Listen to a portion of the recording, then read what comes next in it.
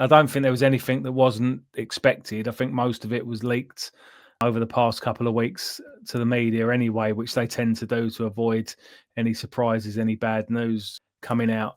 The couple of things that I did find interesting was the tax on the 3 pence per mile tax on electric vehicles, which I'm sure most people would agree that there should be some sort of tax on electric vehicles because they weigh more than petrol cars or petrol vehicles. That includes buses as well, that I think are several tons heavier, and cars that are about half a ton heavier. So they obviously have more impact on the road when it comes to things like potholes than a normal petrol car would have. So it's right that they pay some sort of tax. But the thing that worries me is the fact that this tax is a per mile tax. And there's been rumours for several years now that the government are looking to bring in a pay as you drive and 15-minute cities and things like that, which has always been denied. And they've claimed that people are conspiracy theorists for saying such things. But this seems to me to be like the slippery slope. They start off with electric vehicles and then gradually bring other vehicles into it until everyone's incorporated in it. So that does look a pretty dangerous thing to me. They put a tax on these Uber and Bolt cars. They were discounted. Now they're going to pay the full 20% VAT, which in one way is a good thing because it means a lot of these foreign cab drivers are going to have to start paying a bit. But also it's going to put costs onto ordinary people. And prior to last year's general election, the Labour Party did pledge not to increase taxes on ordinary working people, but obviously they have. I think they're even trying to deny that they said that, but it was a clear pledge before the general election that they weren't going to increase taxes on people. But even the freezing the threshold for income tax, although it's not an immediate tax increase in itself, it is cumulatively a tax increase. And in real terms, it is a tax increase, similar to when they give nurses and train drivers a pay rise. If it's less than inflation, all the unions jump on it, saying that it's a real term pay cut. And it's the same with the freezing of the income tax threshold. It is in real terms a tax rise. So Labour have broken yet another manifesto pledge. Another thing that they've done, I think this was actually in their manifesto, so it's not breaking a pledge, but they've got away with the 2-child limit on child benefits, and claiming that it's going to take 450,000 children out of poverty. But rather than do that, they should be addressing why 450 children are in poverty, because the benefit system is pretty generous. So there's got to be underlying problems, whether it's drink, drugs, smoking, poor budget management, i.e. spending money on Sky TV license and things like that, that's causing all these children to supposedly be in poverty. That should be addressed rather than throwing money at the problem. Because for years we've had it where people that work, especially in London, people that work and aren't on ridiculous amounts of money can only afford to have 2 children, because otherwise they're going to need a 3 or 4 bedroom house and things like that they can't afford. But people that are on benefits before could afford to have, and councils would just land up rehousing them. They'd land up with massive houses, and you get people, I know not everyone's unemployed who's claiming this benefit, but you land up with people that's unemployed doing better than people that are working just because they've had loads of kids and the government's thrown money at them. So I don't think this will really bring any children out of poverty, because the parents are just find other things. A lot of the parents are just find other things to spend the money on, and more people that can't afford with their own money to have children are more likely to have children. So it's probably going to increase it rather than decrease it. Like I said, there wasn't really too much in this budget that we weren't aware of beforehand. They're supposedly cutting energy bills by £150 from April next year, but again, the prices go up every year anyway, and that's not taken into consideration with that. So in real terms, that's not realistically going to happen, or it's not realistically going to have any effects on anything. We've got the national living wage has risen from £12.21 to £12.71, which is probably roughly in line with inflation. The youth minimum wage for 18 to 20 year olds has risen from £10 to £10.85. Again, with the minimum wage, it's one of those things that it sounds good to have a minimum wage and to raise it and things like that, and they make it sound like they're helping working people. But when more jobs are becoming automized or replaced by AI and things like that, I think by pushing the minimum wage up, especially for the 16 to 18-year-olds, 16 to 17-year-olds, I think it's going to push people out of jobs. It's going to make it less incentive for employers to take people on. I've been in supermarkets, and I know you've obviously got the Muslims who don't serve alcohol, but I've queued up once, and there was a young lad there, and I didn't realise he must have been under 18, unless he was a Muslim. I don't know. He was a white lad who was quite young, and I missed the sign. I didn't see it because I'd come from a different angle than where the sign was pointing, and I didn't realise that he didn't. And I had some beer or wine with me, and I landed up having to leave the queue and go and join the back of another queue because of it. But you've got supermarkets and pubs and things like that are employing 16 to 17-year-olds, but they're limited to what they can do because of their age. As well with apprenticeships, I think they've put the money up for them, so that's gone up to £8 an hour. But again, I've had apprentices working with me on building sites, and this is going back 10, 15 years ago. This isn't even recently.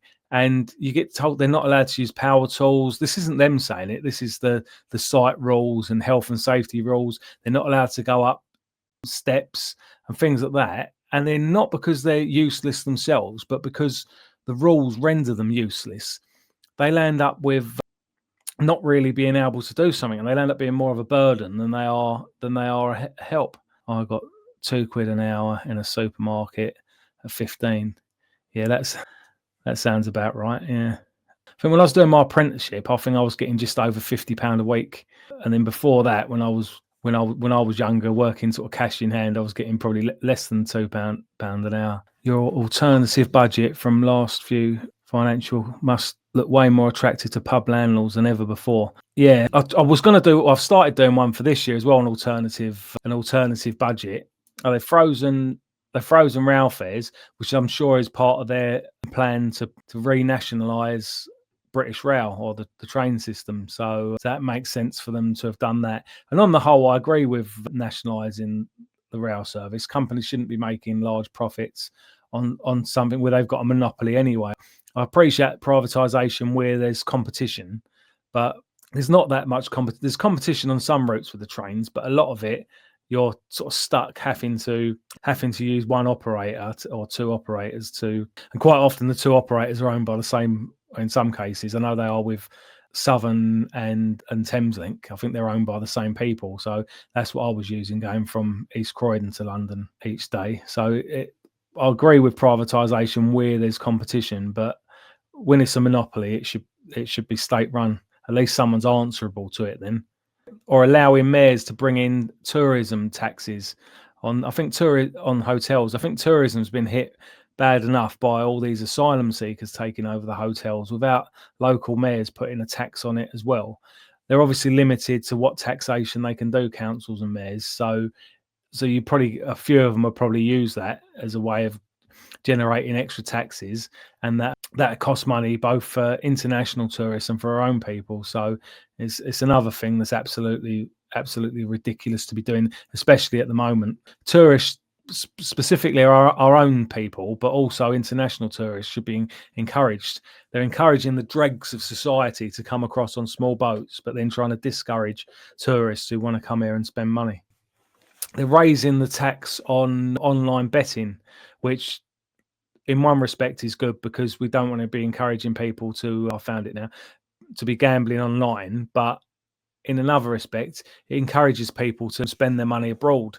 A lot of the bookmakers who advertise with Premier League football teams aren't actually registered for a gambling license in the UK. So technically you shouldn't be able to have a bet with them, although they advertise with Premier League football teams.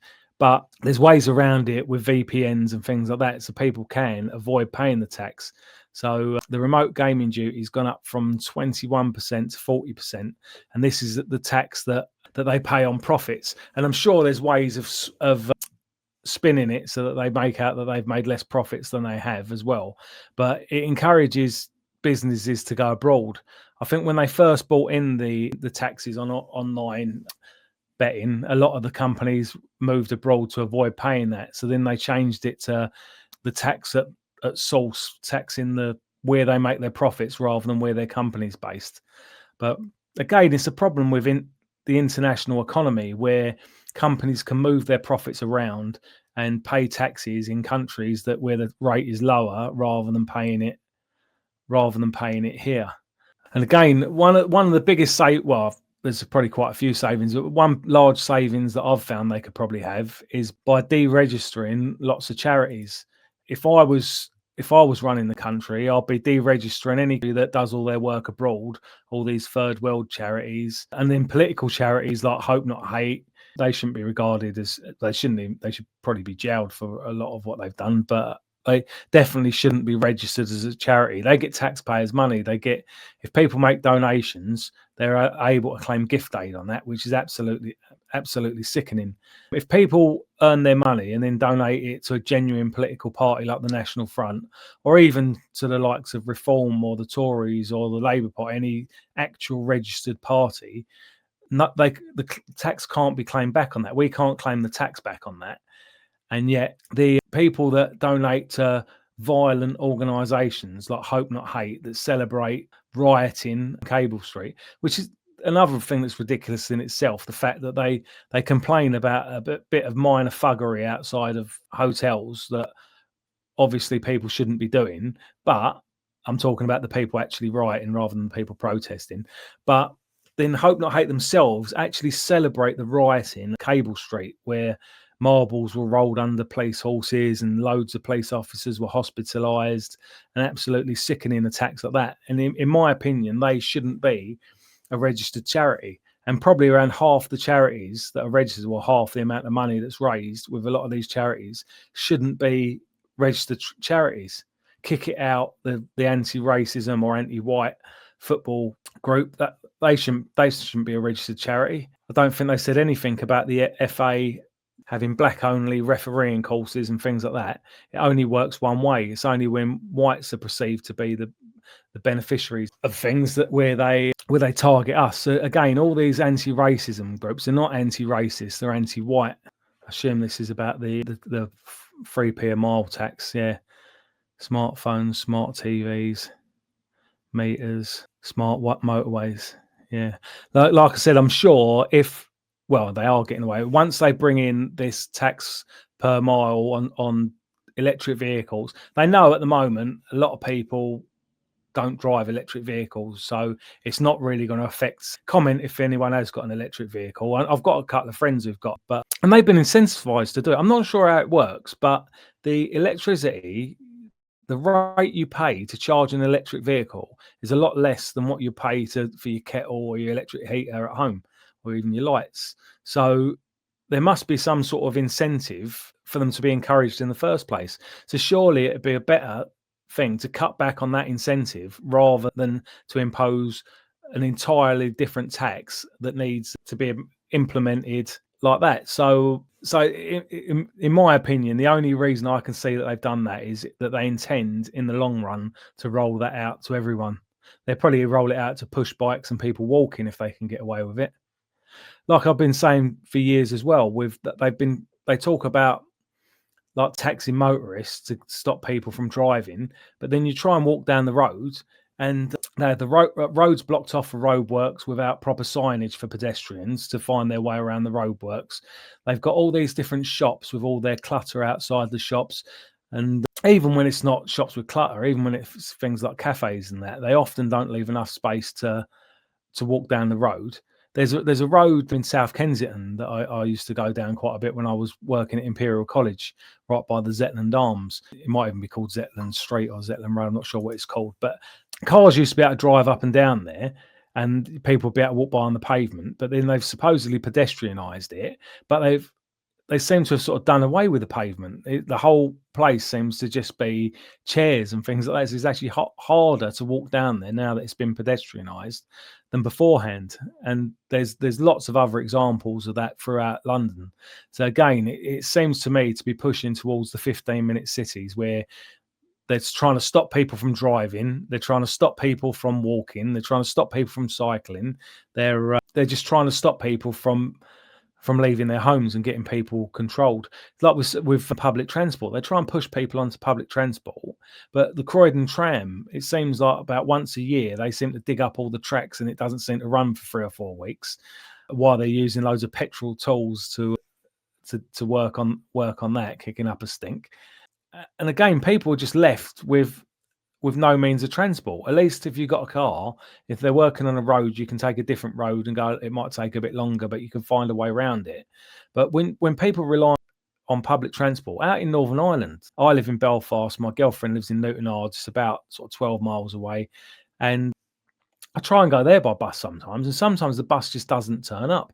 There's no explanation for it on the monitor thing. It says like 5 minutes, 3 minutes, 1 minute due, and then it just disappears. And I stood there once. I was there for over an hour. A couple of buses didn't turn up. There's like loads of people stood there, and after a while, people just started walking away or getting cabs and things like that. So when there's public transport as well, even for things like attending protests and stuff like that, they've got all these cameras on them to monitor people, who's going where and things like that. So it makes it harder for anything like that. And if someone organised a large protest in London, not like a Tommy Robinson thing, but a genuine protest and there was a lot of people planning to go, they could just shut it down by shutting down public transport, by shutting down trains or things, or even to stop people from leaving an area after something's happened. They can just shut down all the public transport. I know they can block roads as well, but it's a bit easier to do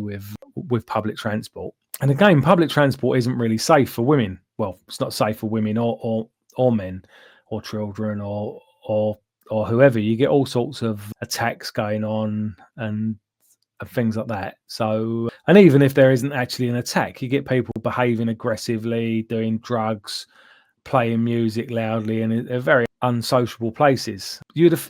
Again, they come through the trains checking that everyone's got a ticket, but if someone's playing music loudly or making a nuisance of themselves, they don't say anything to them or do something about it because it's not their job, or they see it as not their job. And to some respects, you can understand that, because nobody wants to go to work to get stabbed or get a kicking in. But if they can take the trouble to make sure that everyone's got a ticket, then they can take the trouble to make sure that the journeys are safe, or as safe and as pleasant as possible.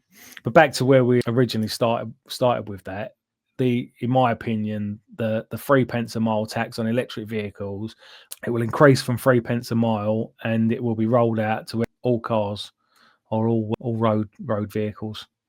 And again, with the raising minimum wage as well, without putting up the threshold on income tax, that's going to be making a lot more people have to pay. What is it, about 12 grand a year or something? The threshold to pay income tax. I think it was about 4 grand when I started working, 3.5, 4 grand, something like that. But that's next to nothing, especially in London. You can't survive on anywhere near that. I could probably survive on it in Belfast, but not back in London. Who will save this country? NF too small, fraud, maybe a bit of breathing space. The thing is, I don't think he is, because that's the problem. People, whether they're campaigning, whether they're members, supporters, or just voters of reform, they think they've done something. They think they're doing their bit, and fair enough to the general members, not the snakes at the top of it, but the ordinary people, they join reform. And even in the past, the Tories, loads of people was telling me a few years ago, oh, you need to pack in the NF and join the Tories and support Boris Johnson. And loads of people got behind the Tories because they thought Boris Johnson was going to be a breath of fresh air, the same as they thought Margaret Thatcher. He's not going to do anything to help ordinary people. He doesn't think immigration is a problem.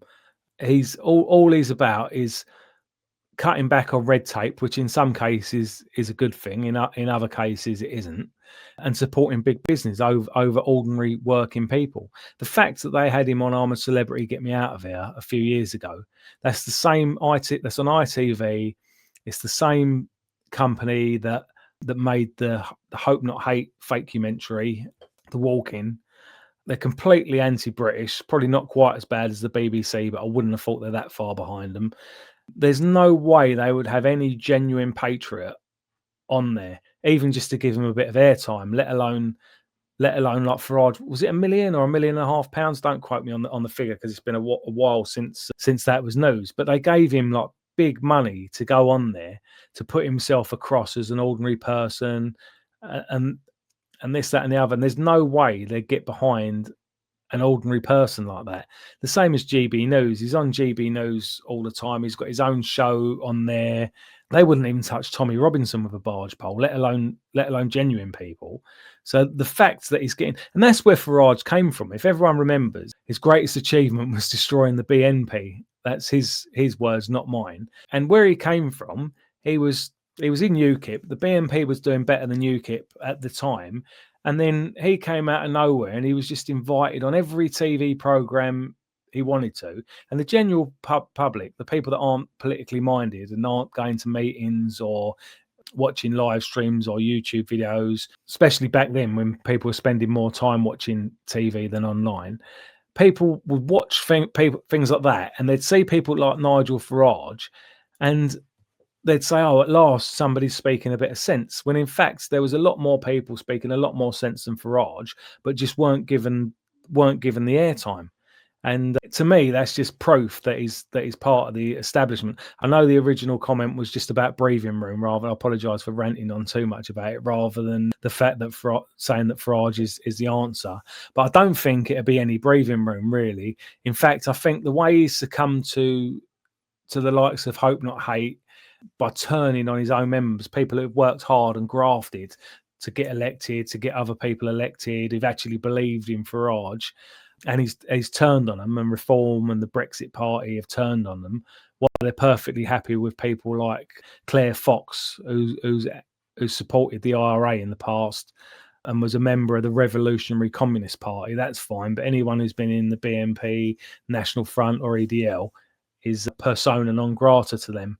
So I personally think that if Farage was elected Prime Minister and the media carried on calling him a Nazi or a fascist or far right or whatever names they call him, I think he'd turn on the likes of the National Front, Homeland Party, Patriotic Alternative, and everyone else, anyone or individual YouTubers, and everyone that he considers to be to the right of him. Although I don't think there probably isn't anyone to the right of him, but more people that are more patriotic, I think he'll turn on us, and I think organisations get banned. I think if Farage is elected, again, I haven't seen any evidence of this. This is just my own personal beliefs, but I believe if the likes of Farage and any fake patriots got elected to government, I believe they'd probably ban the National Front. They'd probably ban Holocaust revisionism. They'd ban all sorts of different things. There'd be all sorts of race and supposedly anti-racism laws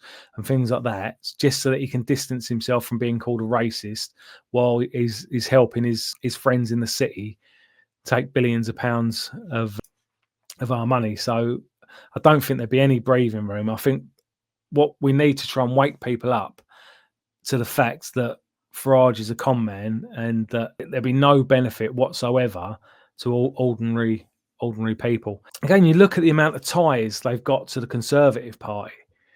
It's like the Conservative Party 1.1. You've got Lee Anderson, who was a Conservative MP after being a Labour councillor. Nigel Farage, I believe, was a member of the Tories himself. I'm not 100% on that, but years ago. And he turned up at the Conservative Party conference a couple of years ago and was dancing with Priti Patel. Again, they let him in. I'm sure I wouldn't have been let in. Even if I bought a ticket, I'm sure I wouldn't have been let in. And most other people that are reasonably well known, who are genuine patriots, or even, like I said, someone that Farage considers to be to the right of him. I'm sure Tommy Robinson wouldn't have been allowed in the Conservative Party conference the year that Farage went, but he was welcome there because he's part of the establishment, and he wanted to go because he was part of the establishment.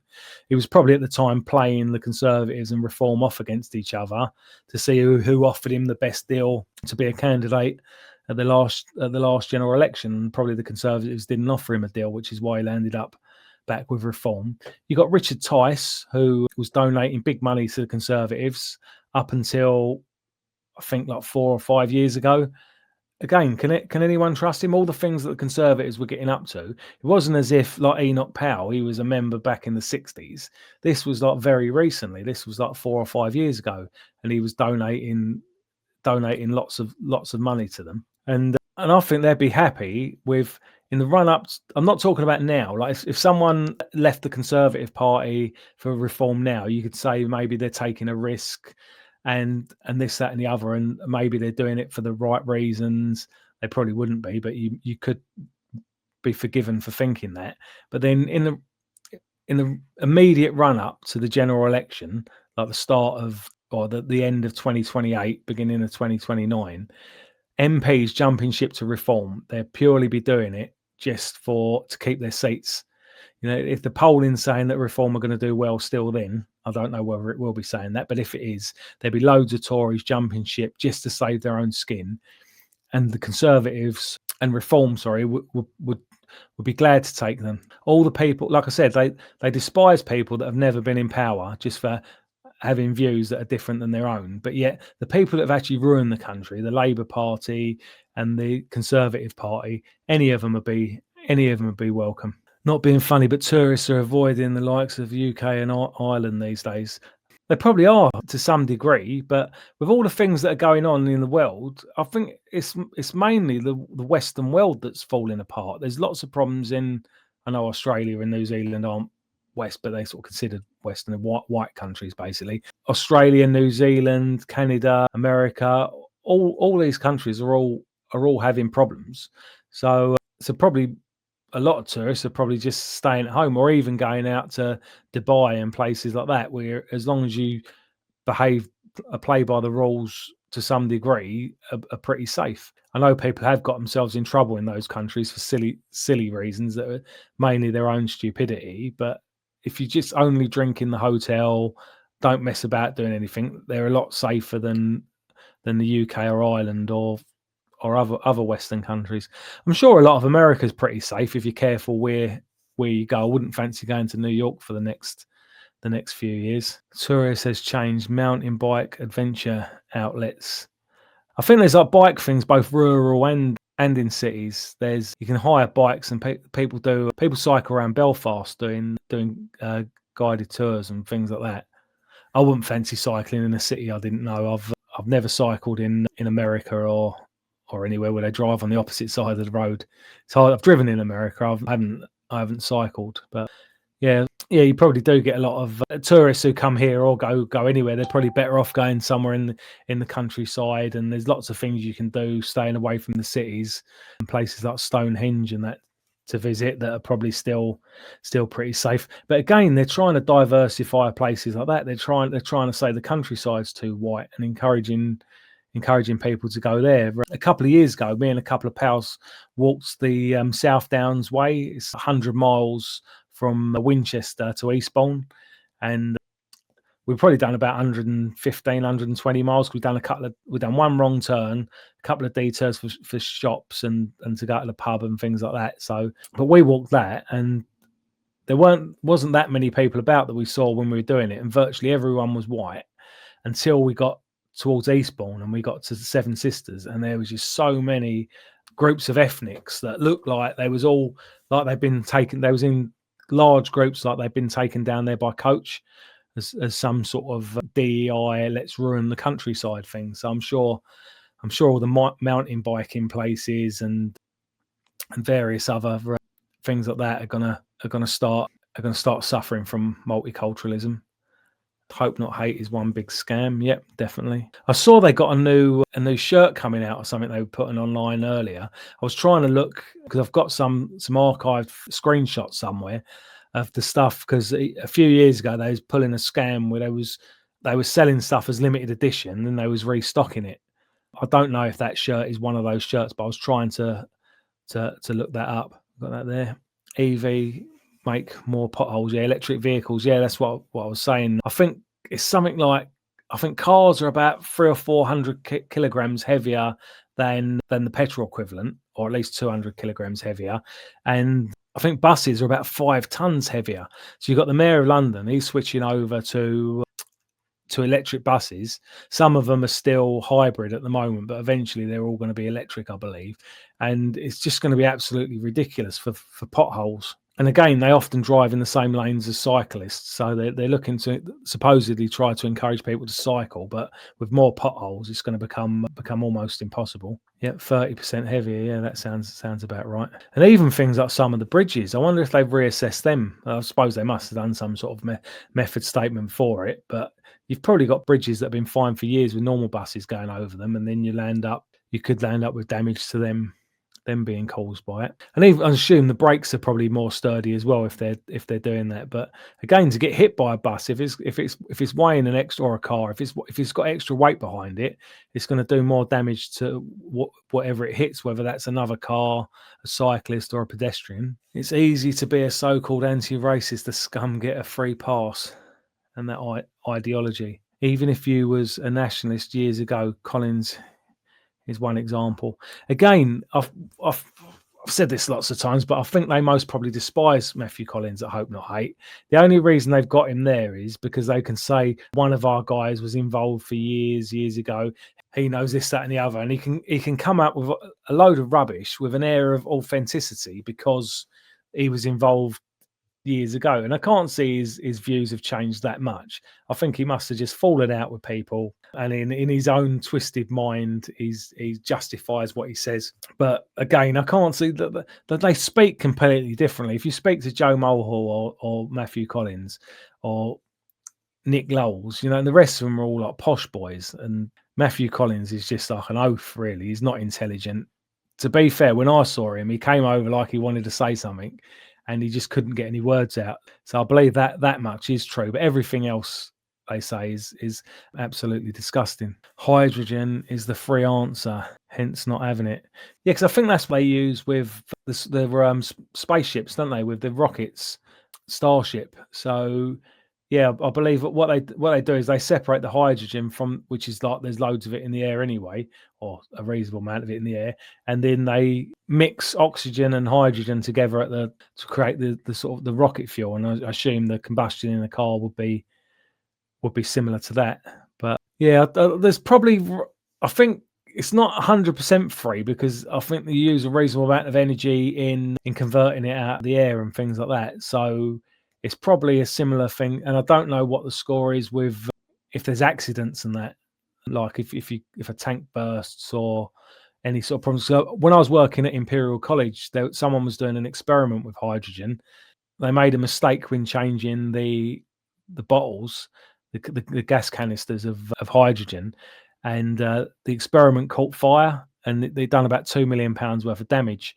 The fire brigade turned up, and they had water hosing down one of the hydrogen cylinders, but not the other one because they couldn't get to it. So they just had to hope that it didn't explode. And they reckon if it had exploded, it would have probably destroyed the whole building. But that they was actually quite fortunate that it only done £2 million worth of damage. So hydrogen can be pretty dangerous. So there is probably use for it. So I don't know how small they'd have to make the canisters so that they don't cause a massive threat with accidents. Because also people carrying other gases like acetylene and things like that on the motorway, you're supposed to have signage on your vehicles and that in case you're involved in an accident. So if too many people started driving with hydrogen, there could obviously be problems with that. In my opinion, the best thing in order to cut back on environmental problems caused by driving is to go back to how things were years ago. I'm not talking about 15-minute cities in the sense that the Labour Party and the Conservative Party and probably Reform would like to inflict on us, but I'm talking about how it was when I was a small child or before that, when lots of people's parents didn't drive, and those who did, there was normally only one car in the family, not 3 or 4, because when people left home and got married, they buy a house not far from where they were brought up, not far from where their parents are, their siblings are, their community is, their local pub. You could walk to the shops, you could walk to the pub, you could walk to your nan's house or your aunt's house and have lots of family living nearby.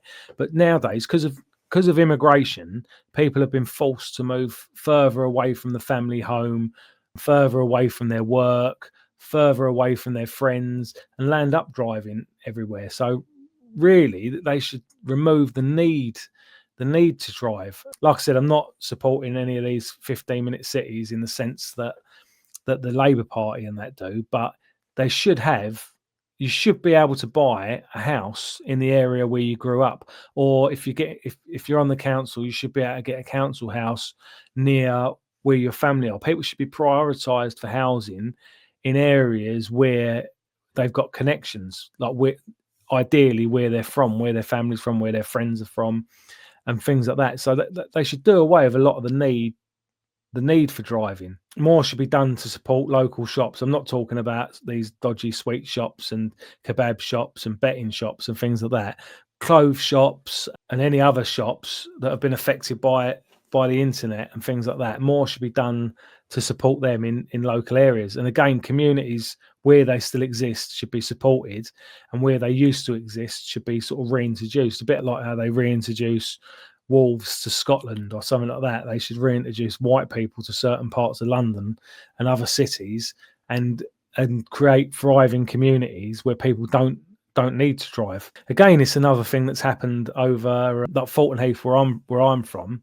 Over the course of about 10 years, the amount of footfall through Fulton Heath train station doubled over 10 years because of two things. Firstly, there was more housing there where offices have been turned into flats.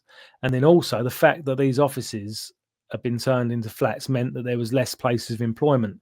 So people were forced to get jobs in central London and other places where they needed to get a train, where previously they could have walked to work or got a bus. So more should be done in that respect as well. In places like central London, where there's loads of offices, more housing should be created there. The next big building to go up in London, it should be probably some sort of hybrid building where people live there as well as working there. And again, areas where there's loads of housing and no employment, offices or factories or something that employs people should be built there rather than building more houses. I know it's never going to work 100%. You're never going to get to the stage where everyone can walk to work or drive to work. If you think like 100 odd years ago, someone like a plumber would have a push bike. They get the materials delivered directly to work. All their work would be within a few miles of their house, and they'd be able to cycle to work. So a lot more could be done to take away the need to drive. I'm not talking about banning people from driving, but I'm talking about taking the need to drive away from people. Again, in central London, you've got all these mews houses and things like that, and that would have been like working people living there years ago. Living above the stable was probably now a garage, but they would have been living there. And then you've got the big houses that would have had servants downstairs, that now they've been converted into flats, and it's all money people living there, and most people who work. In fact, I've met a couple of people who did actually live in big houses, who were like porters or concierges and housekeepers and things like that, but it's a lot less common than it was years ago. So really, people should be encouraged to live closer to their families and their work and things like that. This is about the shops. Yeah, when I had my shop, you had to leave enough space originally for a double buggy, then the disabled things. I think it was 2 meters. Yeah, I think it varies from council to council, but that was the rule in Croydon, because I looked it up, and that about 10 years ago. I don't know whether it's changed or not. But what Croydon Council done is they put the markings out for the shops when they was given the licenses, and in some cases they just ignored the lines and went well over the lines anyway. In other cases, the lines weren't adequate. I'm sure it comes down to backhanders. If someone slips someone from the council enough money, they'll agree to almost anything. Surely, like, again, it's another thing with councils and that, because there's no shareholders. Well, there are shareholders, really, the ratepayers. and council taxpayers. But because there's not a board with members voting on it and things like that, and they don't have to worry about profits to such a degree, they tend to get away with things that you wouldn't get away with in the private sector. Like if someone was consistently doing their job badly, they'd get called in for it. And again, like I was saying, with people from the council giving out planning permission and things like that, it seems like there's no sort of callbacks. It's like if someone's allowing shops to put their stuff out blocking the whole pavement, then surely someone should say, look, you've got this wrong, you're getting most of them wrong, you don't have a job anymore. But they tend to just get away with it. They must be getting more backhanders than there are in their actual wages, a lot of people. Labour are missing the trick. They should roll out a stab tax where every time you get stabbed, you get a bill for £500 that goes towards community cohesion. Yeah, I wouldn't put it past them. I better take that comment down in case they read it and decide to go for it. Oh, that's about the buses. I'm glad it's not just happening to me. In London, it wasn't as bad. Well, I didn't really used to get buses. So it might have been as bad, but yeah, it seems like in London, because there is more public transport. So if a bus is cancelled, and another one comes along relatively quicker, whereas in Belfast sometimes they can be like 40 minutes or an hour apart, and then on Sundays sometimes they sort of stop at about 4:30, 5 o'clock. I'm scrolling through a few of these comments here because I'm sort of obviously quite far, but I'm about 25 minutes behind with them. Yeah, they want 15-minute cities to not only rinse the public of money, but more communist control. Yep, exactly. That's why I was emphasising when I'm talking about local amenities, I'm talking about making it easier for people rather than controlling people like they want to do. I assume there's a few comments here. I think they're directed at Farage. I think they're like the Tories reserve team. Yeah. Yep, we live in a world where the truth doesn't matter. To be fair, I'll take the Tory B team with no immigration until we can get some real nets in. If Farage doesn't get in, we'll be under 50% in 2 decades. Again, I don't think he doesn't think it's a problem that the country's become like around nearly 30% non-white. I don't think he's going to do anything to stop immigration. Like I said before, people say that immigration has failed. It's only failed depending on what they wanted it to do. And I think for them, it's been a great success. For us, it hasn't. It's pushed up house prices and down wages. It's culturally damaged and in some cases destroyed our communities and things like that. But for the people at the top making money, you've got the people in the Labour Party that hate Britain and want to see the British people suffer. It suits them for that case. And then you've got the Conservatives and probably the people at the top of Reform. Sorry, I should say the people at the top of the Conservative Party.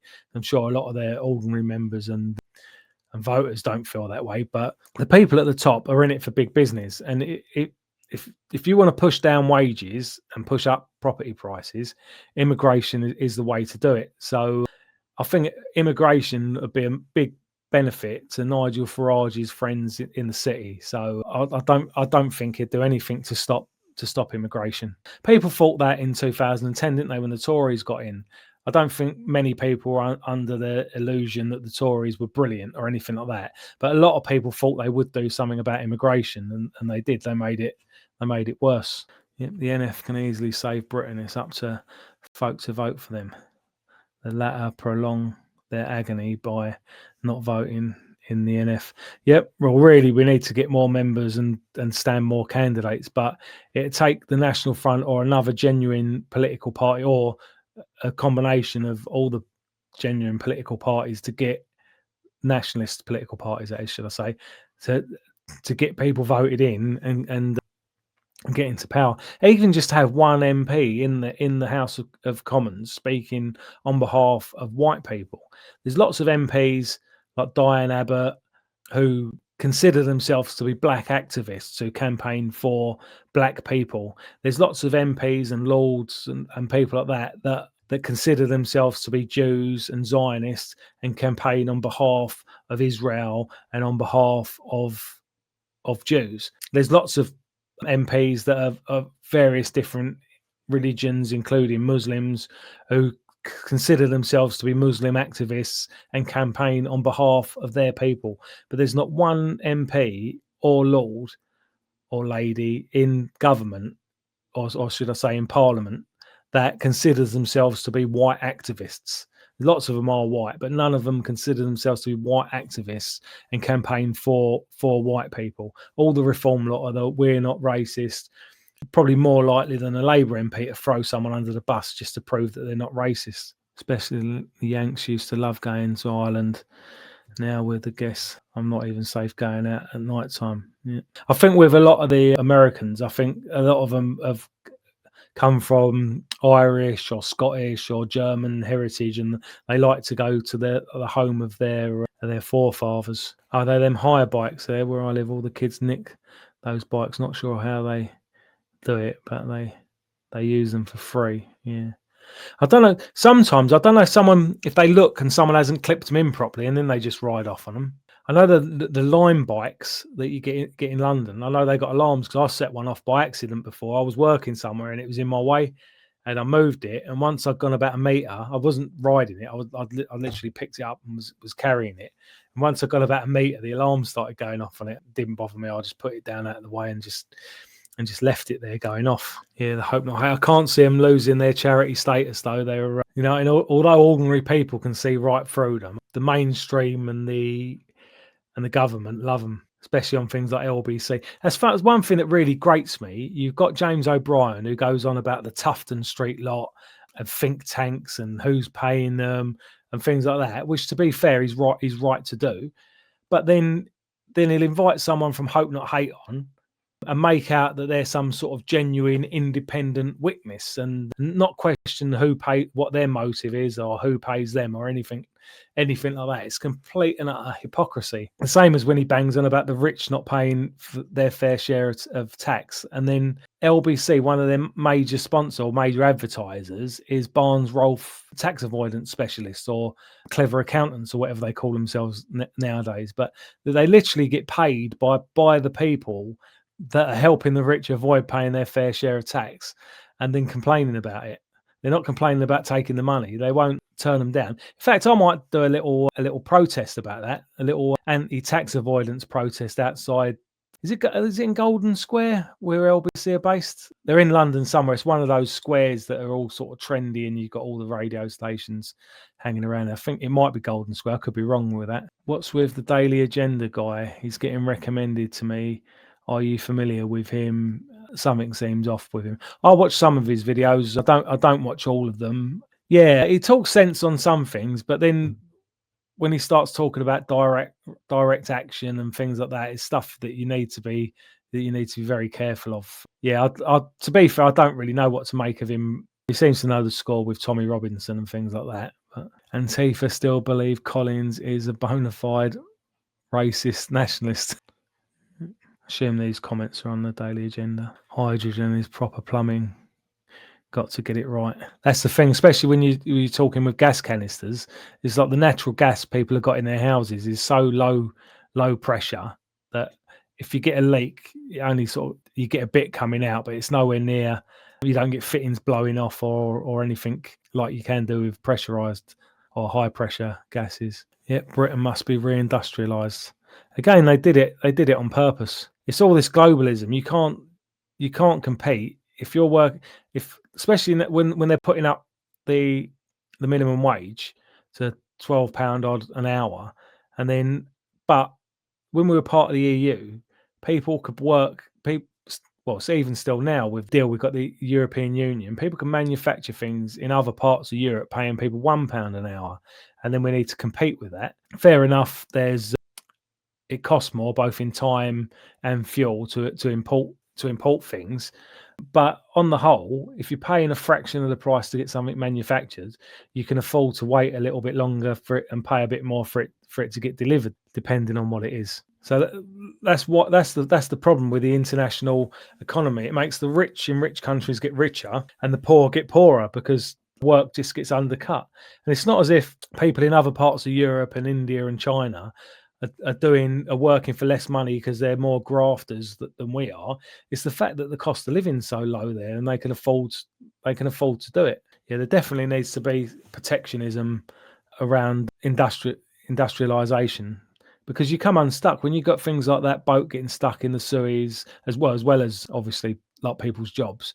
But it's why they keep it for a lot of defence things. Like a lot of ships still get built in the UK, partially because they're built to a higher standard, and secondly for security reasons. If there's another major war, whatever country they're getting manufactured in are going to want to make their own ships first, assuming they're in the same war, than us. So we're just getting completely left without ships. And even things like that might seem silly at the time, like face masks and things like that, and stuff they were claiming there was a shortage of during the lockdown.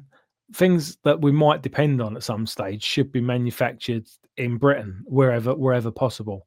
I know with a lot of things like food, you can't necessarily grow your own food, and certain things that there's no real need, like toys and some consumer things that aren't really important. You can afford to have them made abroad, but anything that you depend on should, as much as possible, get made in Britain. Yep, Farage definitely won't stop immigration because it's all part of their pyramid scheme as well, isn't it? Although we get more in debt because there's more people coming in as well, it seems less per person than it would be otherwise. Landlords making a fortune. Most politicians have property. Yeah, I think it's Rachel Reeves who rented her place out without the right permit from the council and without paying the fee to do so. So, because that's something else that people forget as well. You often hear quotes of people earning more, X amount of people earn more money than the Prime Minister and things like that. But you've got to remember that he's got his house involved. I'm assuming he's renting out his own house while he's living at number 10, and the Chancellor's renting her house out while she lives in number 11. But I'd assume, to be fair, I'd do the same as well if I was. Well, my house is in Northern Ireland, so I'd have to travel back, so I wouldn't be able to. But if I had a London house and then I became Prime Minister, I'd end up renting it out. But you've got to remember when they're quoting how much money they earn, they're also getting on top of that the rent for their house, and then also high-profile jobs in politics. You sort of make the money afterwards. You don't necessarily make the money while you're in office. But if you've been Prime Minister, I'm not sure if it works for Liz Truss, but anyone who's been the Prime Minister for a reasonable amount of time, they can command so much money after dinner speaking that they could earn more in a month than they'd earn in a year as the Prime Minister. So while a lot of jobs, like I said, pay more than the Prime Minister or the Chancellor, the fact that they've got free housing involved in that, lots of other perks involved in that, and then earn more money afterwards, sort of speaks for itself. Are we actually doing something? Well, we're trying to. Again, at the moment, due to only having a couple of hundred members and also being spread out around the country, it is difficult to get things organised. Obviously, we had Remembrance Sunday, and thank you everyone who attended that. Yeah, we're trying to get some things organised. We're going to get some leaflets sorted out soon. I've mainly been doing stuff sorting the website out recently, like sorting out the e-bulletin and the online payment for memberships. So if you do want to rejoin, you can do it online now, which you couldn't do up until a few months ago. And then anyone who doesn't actually want to join at the moment, they can sign up for I've just set the little thing across the bottom here. They can sign up for the National Front newsletter, which I set the thing up to get the email addresses about a year ago, and then I sent one email out in the run up to Remembrance Sunday. I'll send another one out soon, but going to try and start sending out emails a bit more frequently, because they're going out to quite a few people. Bearing in mind I didn't really put much work into that. Quite a few people have signed up to that, so it's worth joining onto that. Again, that's free, so anyone can sign up for it. You don't have to be a member to join up for that, and you get some information. I'm going to try and organise some demos. These are pretty small to start with, and I'll just be invited, not trusting people that I know along to them, because what I like to do is try and organise. You do about three or four demos in a day, relatively not right on top of each other, relatively close to each other, so we can move around the places. And like I was saying, I'm not sure if it is Golden Square, but wherever LBC is based, it might be worth having a little protest there, and even outside the BBC as well, because I pointed out in another video of mine that I always forget the name, the paedophile sculpture. Is it Eric Gill, is it, or something? I apologise if I've said someone else's name and not his, but there's a sculpture outside of the BBC that was carved by a paedophile, or at least designed by a paedophile. Other places have taken them down. The BBC's actually put glass up there to stop people from, or perspex or whatever it is, to stop people from vandalising it. So they should, yeah, they deserve a bit of a protest about that. I know people have protested in the past, but also about the lies that they say. Obviously, they've come unstuck with Trump suing them. They're quite fortunate, really, that Trump won the last presidential election, because if he'd missed out by just a few votes, it could be a lot more than $1 billion that they'd be getting sued for. But again, it's not as if it's happened in a vacuum. It's not as if it's the only time that they've deliberately lied, because they did deliberately lie about Trump. There's no way someone accidentally spliced those two videos, or two parts of the video together. They've obviously done it deliberately. And I was looking through some of the things they've written about the NF over the years. There's one of the protests, I think it was Grenfell, which would have been back when probably about 8 or 9 years ago. And the way the article was worded on their website, you'd think that our people had been arrested. It said, trouble broke out and there was fighting, and all our people was impeccably behaved. A load of people tried to attack us. Some of our members defended ourselves. None of our people were arrested. None of our people deserved to be arrested. A couple of the Reds were arrested, really. It should have been a couple of dozen of them should have been, or at least 15 of them should have probably been arrested, but weren't. There was a woman on a megaphone who was chanting "Smash the National Front" while we were being physically attacked. And she was like an organizer from Hope Not Hate, who was wearing a union bib at the time. She wasn't arrested. Like I said, she should have been arrested, and things like that. But you read the article on the BBC's website, and it sounded like we'd started it and that we got arrested, or it was, or at least was as liable as the Reds for the trouble. I was outside. It wasn't an NF thing, but this was just something someone else had organised against the Same-Sex Marriage Act when it came in, and we stood outside the thing. There was a couple of hundred people in support of same-sex marriage, and a couple of hundred people against it. There's probably a few more people against it than for it. And then when the BBC reported it, they didn't. I think they might have said, there's a few people against it, and then but loads of people supporting it, and made out that it was like sort of massively popular. And everything virtually the BBC speaks about, they speak about with anything important, they speak about with some sort of agenda. If the government really cared, they would push allotments and growing veg in gardens, but they want us to be at the mercy of supermarkets. Again, I think like the last time something like that was properly pushed was during the Second World War. And I think nowadays, probably out in Kent and other places, you could probably do that. But I think with London now, it's so built up, there wouldn't be enough spots for it. Plus, if they try and diversify, and you've got people trying to grow bananas and things like that, it might not work out too well. But again, people should probably do more to try and grow. At my last house, I had a couple of trees. Weren't growing veg, but I had a couple of trees growing fruit in the garden, and I got all the plums and raspberries. I got all the plums and raspberries that you could want. I was like giving them away to people. If I were Prime Minister, answers on a postcard. Yep. Oh, that's worth pointing out there. Don't forget to like and subscribe. Hit the like button, folks. Oh, liked. Eric Gill. I was right, Eric Gill. I sort of thought I got myself confused because they've got the other statue there of Eric Blair, haven't they? Just round the corner. Leicester Square is where LBC are. It's not sure if it's where they broadcast. Just Googled it. Okay.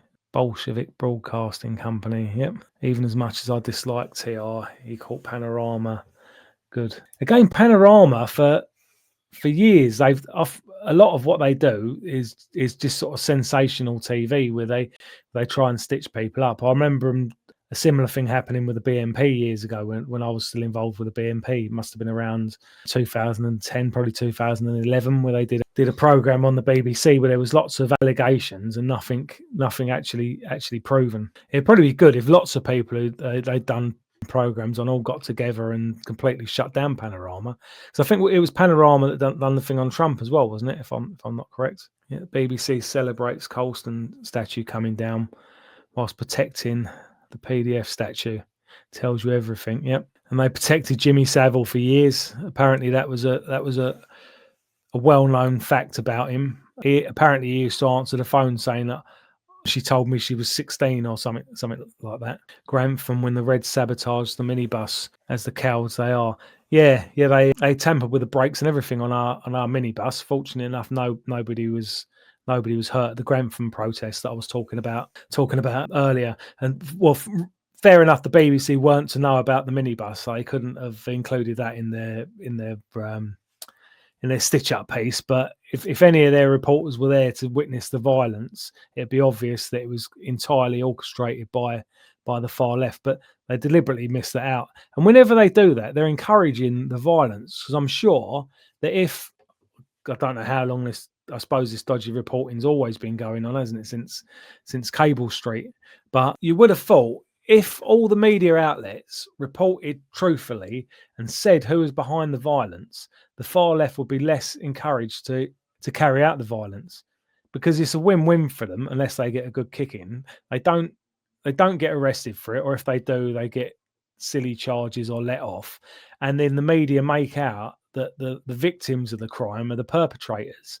So it's encouraging them to do it. Paper still dipped in liquid hate and lies against nationalists. Yeah, that's back to the allotments. Yeah, growing marijuana more like, not bananas. I think I'm caught up with the comments now, and I'm going to call it a day now. Hopefully, we'll be back doing this every week. I'll definitely be doing it next week, which will be the first one of December. So hopefully, I'll have the Christmas tree will be up there. I was tempted to put it up for today, but I thought, sort yourself out, Tony. It's not December yet.